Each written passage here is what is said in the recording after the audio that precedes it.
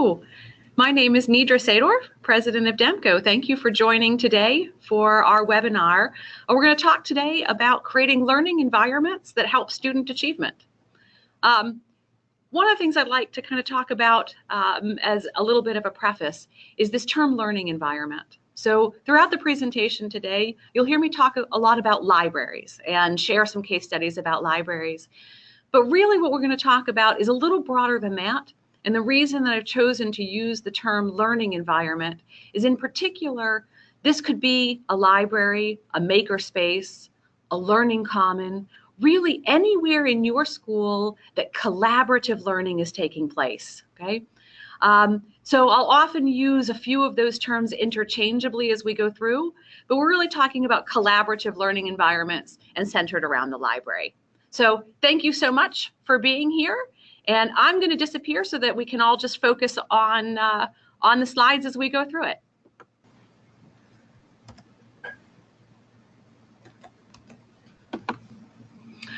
So our agenda for today, I'm going to start out talking a little bit about the critical role that libraries play in education. Why are libraries and these collaborative spaces so important? And then, having established that, and there won't be anything in there that you don't already know, but we'll make sure we're all on the same page with regards to the role of libraries. Then I want to talk a little bit about why is the physical space in which those activities take place so important? And then we'll drill down a bit. We'll talk about the current challenges, right? Why, if we know that the space is important, and the space of a library in particular is important, what's standing in our way? What are our barriers and the challenges to accomplishing what we want to accomplish with that space? And then we'll talk about the keys to success. And that's where we'll really start to get hopeful and talk about, well, how are we going to overcome those challenges? And then the next thing we'll do is talk a little bit about some case studies. Let's go through the journey of how those challenges were overcome in designs for a few schools. And then we'll wrap up talking a little bit about, okay, let's get down to real brass tacks. What does the journey and the transformation roadmap and that process look like? Okay? All right. So let's get started and talk about the role of a library in a school. And this really should not be a surprise. If you're on this webinar, if you're listening to this webinar today, likely you already know this and have internalized it.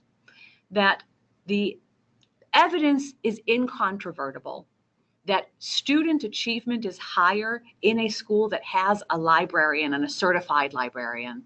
Graduation rates are higher.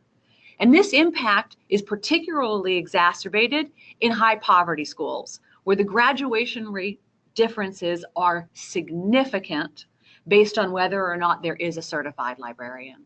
And since the mission of the school is to prepare these students for graduation and to prepare them for performance after that, the fact that library impact on those two things, performance on test and graduation, is fundamental to the very mission of the school itself.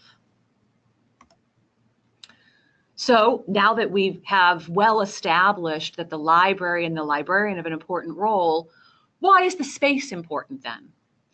And the space is important because the physical environment itself, as much as what we teach is important and where we teach, the environment in which that happens impacts the quality of the learning itself. In fact, space is so important that it's often referred to as the third teacher. Okay? And the third teacher is the physical environment and context in which it takes place. And the amount of impact, as you can see from some of the stats on the page here, are fairly significant. It's not a small impact on the space.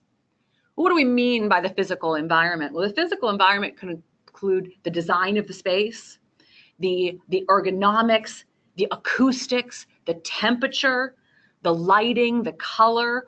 All of these things are having impacts on the way in which the learning is happening in that environment. You know, now there's statistical proof and studies such as those are listed here, but if you think about it just from a common sense perspective, think of the last meeting that you were in. Think of the last learning event that you personally, and think of yourself sitting in a stifling hot room. Think of yourself sitting in a messy room. Think of yourself sitting in a dark, dank colorless room. Okay, put that in your mind and feel what's happening to your body right now as you imagine that. Close your eyes and imagine that space and just feel the feelings you're having. Okay, now think about the last meeting you were in or learning event that you attended. Now you're in a big open space. There's windows and natural light. The temperature is just right. You're comfortable. Okay, you're not too hot, you're not too cold. You've just the right clothes on. Your chair is really comfortable. You're sitting back. Now, how do you feel? How open is your mind to hearing the messages that are being given? Okay. All right. So I think now we're all convinced that space is important and it will impact the way in which we hear messages and learn. There's some other things that are happening in space today, and I've selected here just a couple of the trends around why is the learning environment and what's happening in the learning environment changing today. Okay? One of the first ones is more hands-on learning. Okay? That much more today, the understanding that the student needs to do things, touch things, manipulate things, and that is enhancing the learning experience, and that's driving, that they're pursuing their own inquiry, that there's an element of discovery happening, okay? And we're trying to infuse that more and more into the learning environment. Closely correlated to that is more of this communication, collaboration, and information sharing, where the learning experience is happening not on a one-to-one always between the teacher and the student, but in groups of students sharing information, collaborating, working on projects together with each other. And we need to have space to accommodate those activities. A third, and we'll talk more about this as we get into challenges, is that learning is multimodal. And so in the course of the day, sometimes even in the course of a single class, we have large group activities, we have small group activities, we have individual activities. The space needs to accommodate all of these, and in fairly rapid succession, being able to move from one activity to another and have the flexibility in our space to accommodate all of those different activities. And then the final one I want to talk about here are technology. And this is just an acknowledgement. There's more technology in the classroom, and there's more technology that students need to learn as an inherent part, and more different learning tools, whether that's an interactive smartboard, whether it's one-to-one device, that these are now need to be accommodated inside of the classroom. And so all of these are changing the requirements of the space that we need to deliver to create that learning experience. So what are some of the challenges then to accommodate these changes that we're talking about? And as I go through each one, I'd like you to just reflect, not all of these will impact all of you who are listening to this webinar. So I want you to think, which of these sound relevant to you, okay? And hopefully sometime through this list of 8, you will be nodding to yourself going, yeah, that sounds familiar, okay? So one of the first and most common that we hear are just space constraints.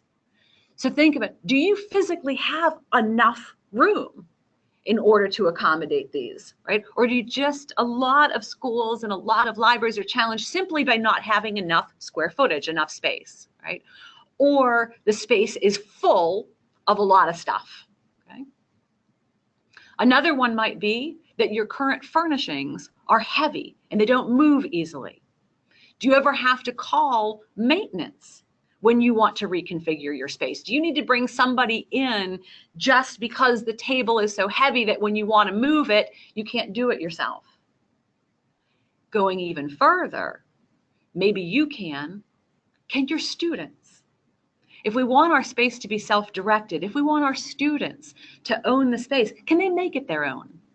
If they decide that they want to move from one side of the library to the other and they want to pull that chair over, is it on wheels? Is it light enough? Can they make the space their own? Or are we having to force them to fit to the space because it's just too heavy and too immobile, and therefore they can't really make it theirs? Do you have tall stacks? Are those tall stacks blocking your natural light? Are they blocking your windows? Are they blocking your sight lines? As you have students participating in different activities throughout your space, do you find it difficult to maintain awareness of everything that's going on because your sight lines are blocked by any of your furniture or your stacks? And does that frustrate you? Is the environment itself just not inviting? Do you ever hear from students that they just don't want to be in the space? It's just not comfortable, it's just not pretty, it's just not opening up and welcoming them in a general sense.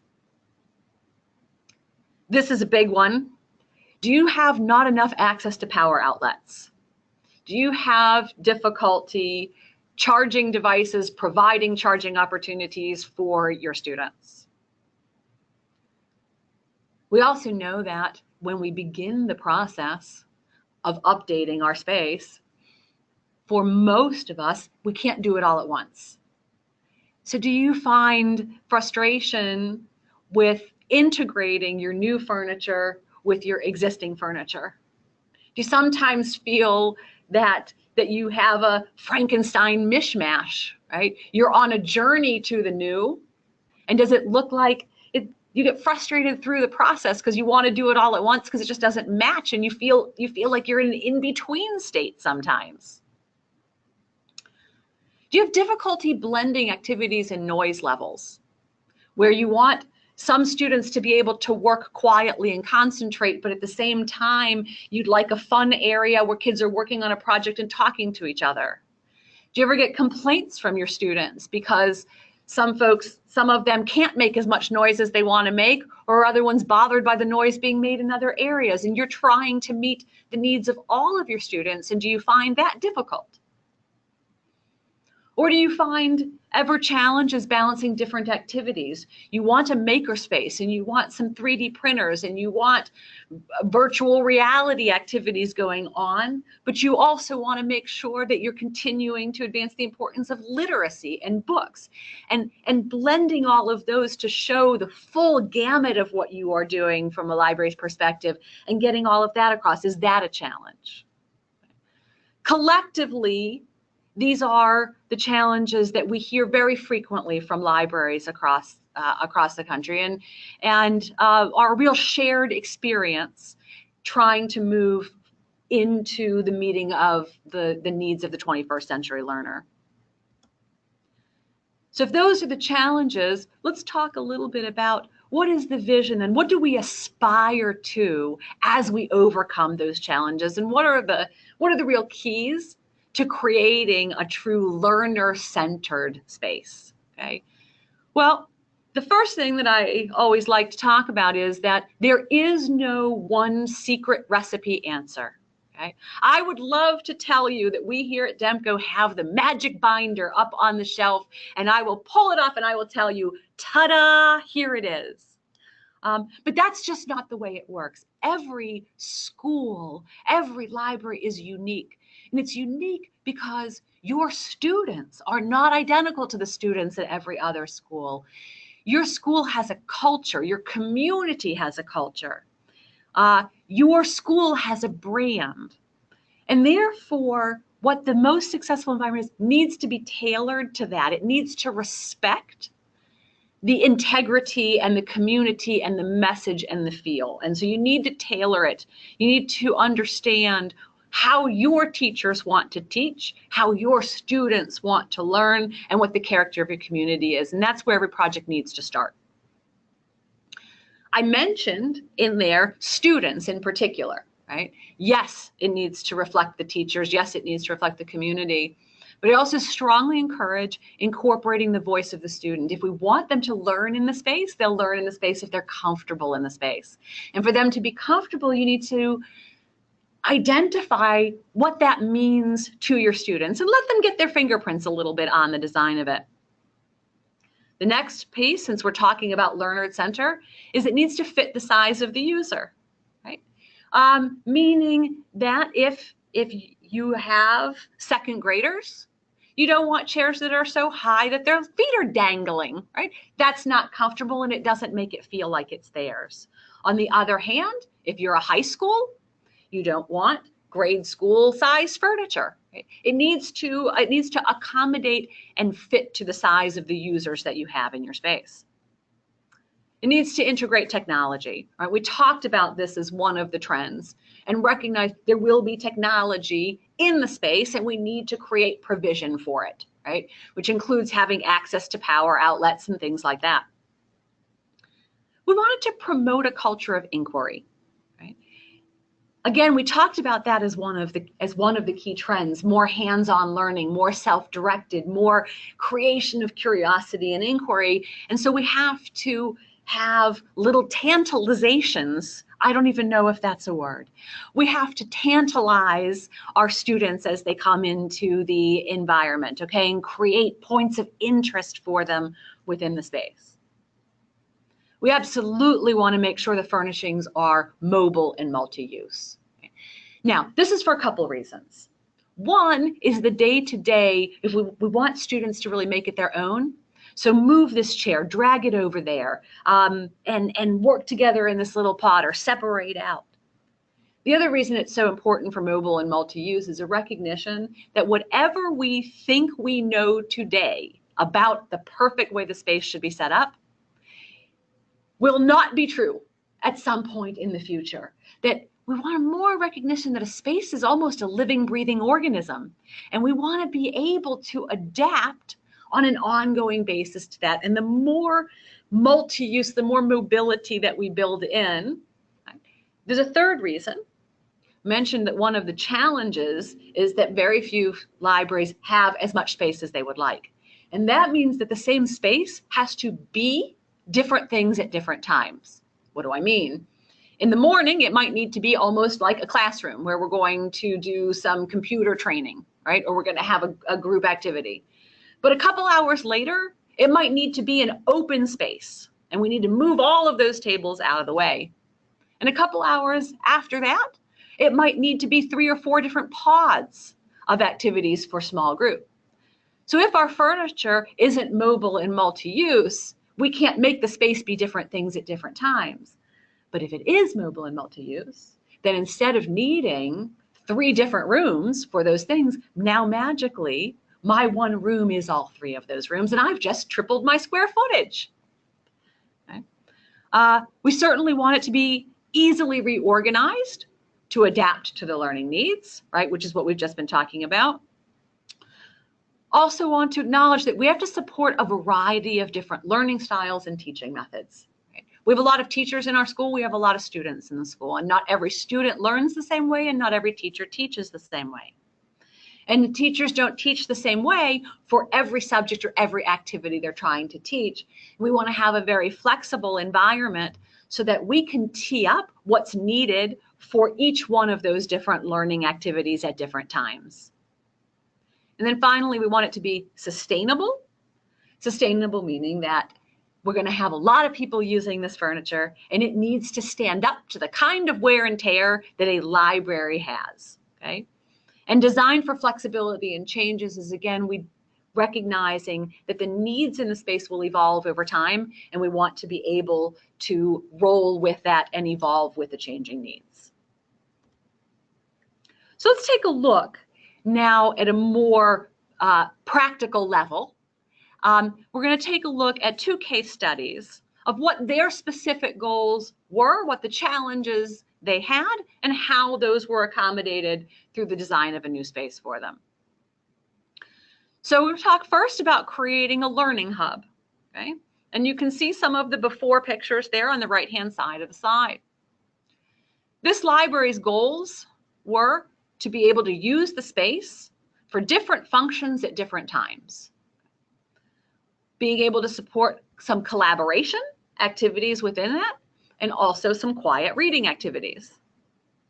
They also logically wanted it just to be more comfortable, to be more inviting. They wanted the space to draw students in and be a place that the students wanted to be.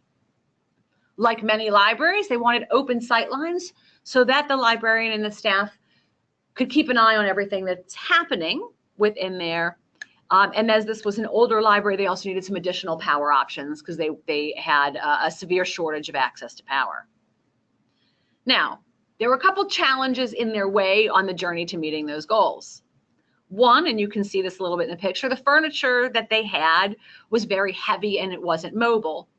Well, if you look back to the goals, that made the ability to use the space for different functions at different times a little bit difficult because moving the furniture out of the way for those wasn't a real practical option. They also had one large rectangular room that didn't have a lot of separation. And that meant that meeting that goal of supporting collaboration and quiet reading and having these different vignettes was difficult because it really was only one big space.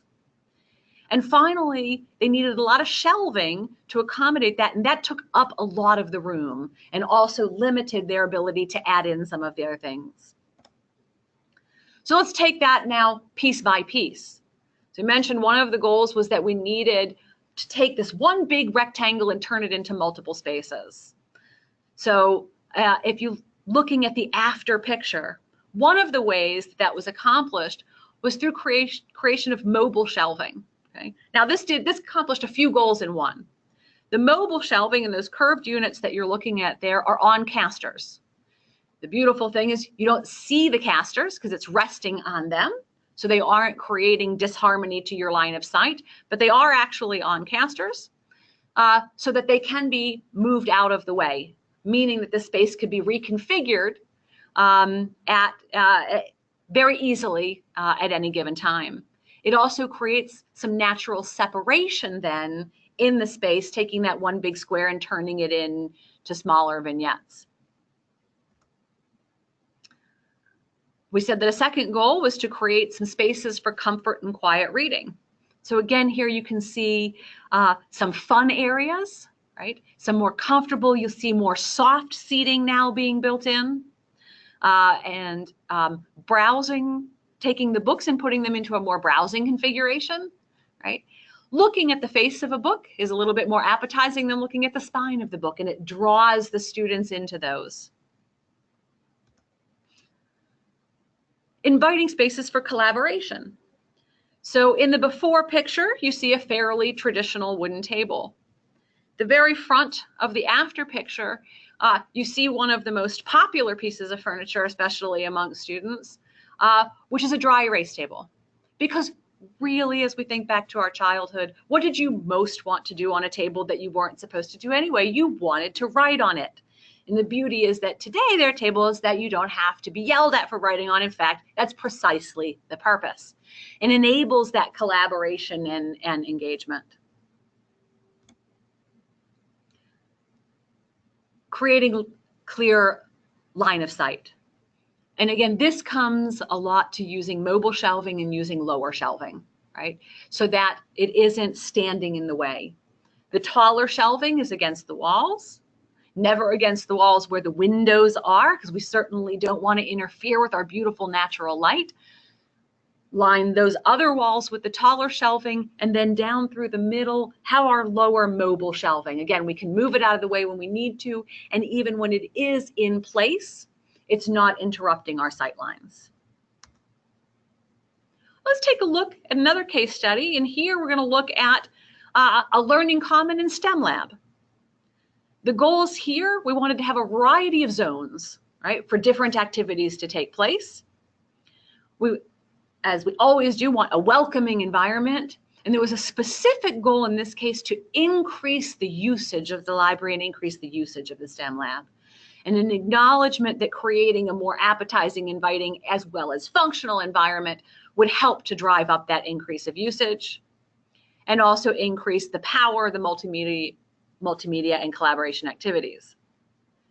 The challenges in this case were very similar, right? Heavy immobile furniture that made it difficult to create different zones, a large single space, a need for open sight lines, and in this case, one additional unique challenge, which was working within the existing color elements. Okay?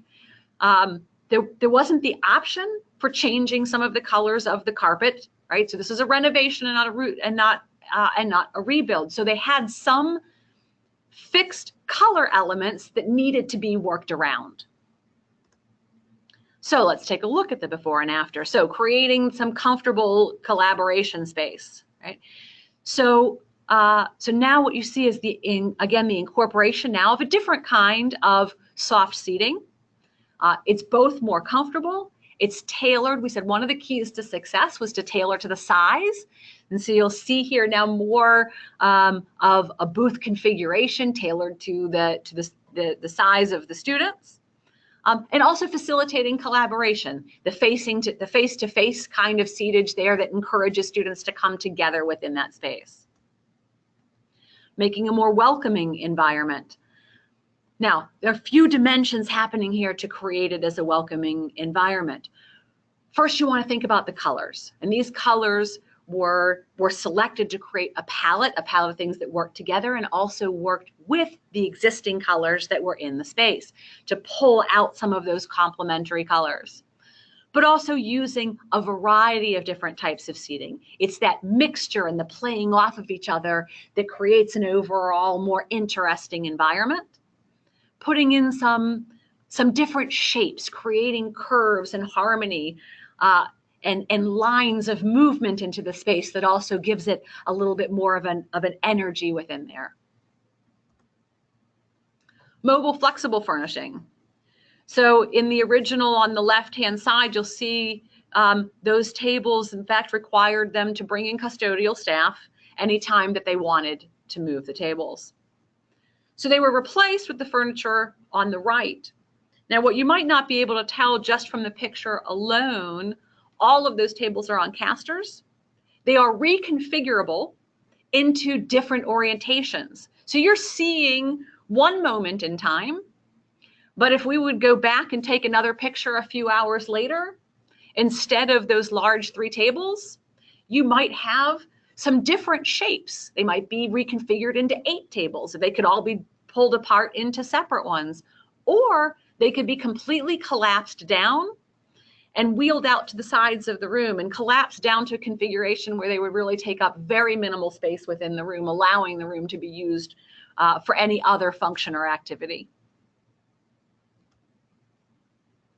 Integrating technology. So what you see now on the right-hand side are, a power bar, a configuration around with everyone focused up and close to a shared screen. So creating more vignettes, allowing the students to come in and collaborate together using the technology in a shared environment, as opposed to in the original, which is really one large area for the entire space. Now, you might be thinking, that's really nice for the libraries and the schools who have the budgets to afford such things. And one of the things that I really wanted to share is that any library at any budget can make progress towards these goals. And to really encourage you not to allow that to be the limitation. There are a wide variety of ways in which the goals that we're talking about here can be accomplished. And as one example, what you're looking at here is makerspace. We wanted to show the range so that a makerspace could be created in as small a square footage in the top left corner as a mobile maker cart. That probably takes up 6 feet by 2 feet. Okay, that's the footprint, and that cart can be wheeled into any other classroom or space, transforming that space into a makerspace, right? With all of the supplies and activities you need on that. If you have a bigger space, there's a picture there of a 12 by 12, and you can do a little bit more. Or you can go up to a 15 by 17 or 30 by 22. So it's not that when you look at that 30 by 22 and you look at all of the different vignettes that it has and power and shared tables and rows and stacks of storage, that's lovely and that's wonderful for the schools that can accommodate it, but it's not necessary in order to begin to move towards the ability to deliver makerspace to your students. So let's talk a little bit about the journey. And I like this example here because a journey of 1,000,000 miles, as they say, begins with a single step. When we're talking about transforming our space, that single step could be something as simple as what you see here, which is a pencil drawing sketch of a librarian's vision of her makerspace. This, incidentally, is real. We were conducting a seminar on makerspaces, and one of the attendees was getting very excited. And so over lunch that day, she sat down with a pencil and a piece of paper and scratched out her vision of what she wanted her makerspace to look like. So it's as simple as that. It could have been a napkin. I kind of wish it had been a napkin. It would have made the story even a little bit cooler. That's where it starts. And this virtual reality is what it then turns into. Now, after this webinar, you'll find a link that you can click on this and you can navigate through this space. I'm not going to do it now because it won't broadcast very well through this webinar for you because of the latency. But I encourage you after there to please click on the link and go zoom around into the space. This is a virtual reality 3D diagram that was built from that sketch that you saw on the previous slide. Just allowing it to come to life and really understand what it might look like and understand the full potential. And as a result of that, create a space that is inspiring and engaging, a space that changes the culture of the school, as Monica Millen, who's quoted here, talks about, that creates excitement amongst the students, that allows the students, as Ed talks about, to be able to feel the level of motivation that they have by being in this space. And that's what this is about and what we aspire to. So let's talk about then the journey. How do we get there together? And so what you see here is sort of a 6-step process, okay? And let's talk about each of the stages, starting with a needs assessment, right? Now, I mentioned in the keys to success that every one of these has to be different, that there isn't a magic one solution to pull off the shelf, right? And that means the first step is to understand what are the unique needs, challenges, desires, outcomes of your school, your library, your students, and your teachers. Once that's all pulled together, the next stage is the design and layout, right? To start to take a look at what the possibility might be and what the space could look like. Then we'll move into the selection of the products that might go in there, because there are, as we talked about, a wide range of options. And once you have that all together, then we get to the fun parts of it, the actual project coordination. How are we going to get all the stuff staged up and installed and put together? Right? Then there's the actual installation and the big reveal and the aha and the celebration. We don't have a separate stage, but you should plan that. And then the follow-up support, because we said this is organic and ongoing, right?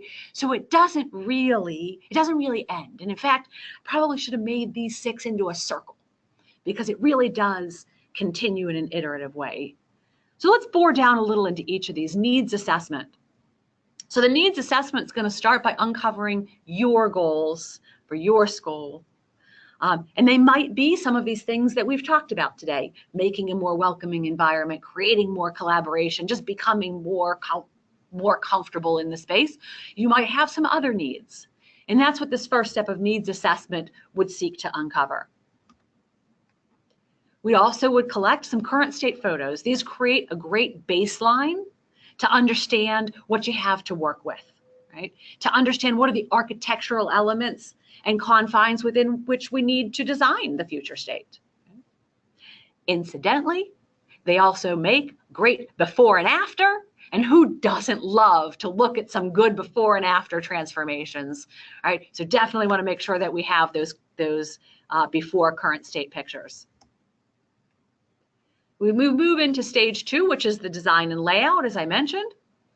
The first step would likely be a 2D drawing, right? And that's going to be the first way in which we take a look at together what your new space might look like.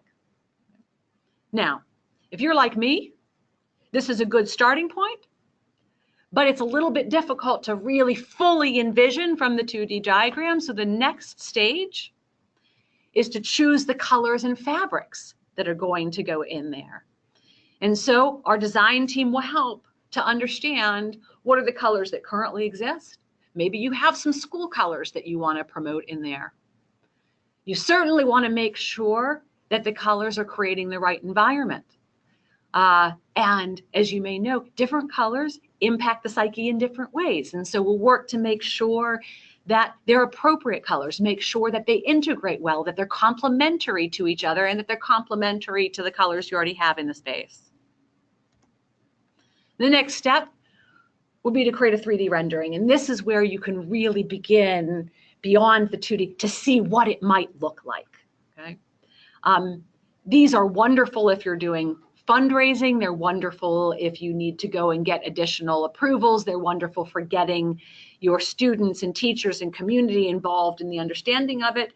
And frankly, they're just wonderful for you yourself becoming more confident in what it's going to look like in the selection decision that you have made by being able to kind of to understand it and visualize it in a more visceral sense. The next stage is project coordination. So once you've understood it and you've said yes, then the next step is to finalize all of the details. And what our team will take on, our project coordinator on your behalf, will work with the various vendors who are each responsible for the different pieces of furniture that you've selected, and will coordinate with you and with them the delivery and the installation, making sure that it's a time that's convenient for you, making sure that it all comes in at the same time, that it's not disruptive to the ongoing operations. And so we'll work through all of those logistical details to make sure that it's a seamless and easy process.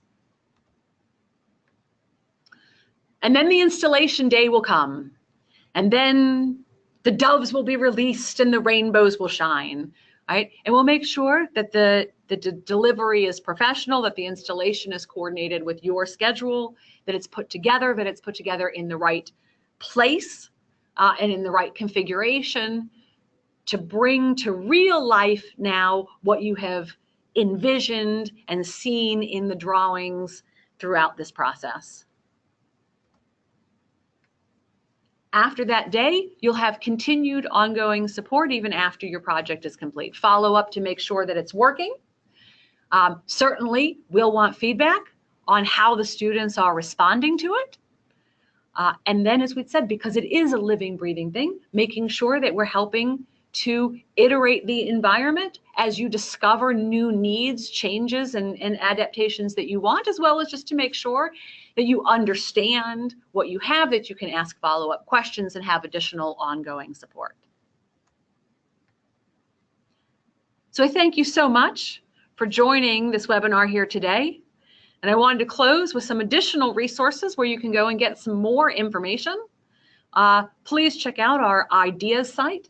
On that site, you'll find additional webinars, blogs, and maybe of greatest interest, some idea galleries of more before and afters of other spaces that can help generate ideas. On the Demco Interiors site, you'll find some additional project galleries. You'll find some case studies on there too, where it'll go into further detail around what the goal of those libraries was and how they accomplished it. For additional detail on Makerspace in particular, please take a look at demco.com/makerspace, where you can find a more curated collection of things specific to Maker. And then one final tool I wanted to point out is the grants database, which you can find on demco.com, which is a great resource for seeking additional sources of funding for your space. Of course, if you have any questions, please feel free to reach out to anybody at Demco. You can find contact us forms on demco.com and on Demco Interiors, or you can always reach me for any questions at president@demco.com. Thank you again so much. It's been a real pleasure to spend this time with you today.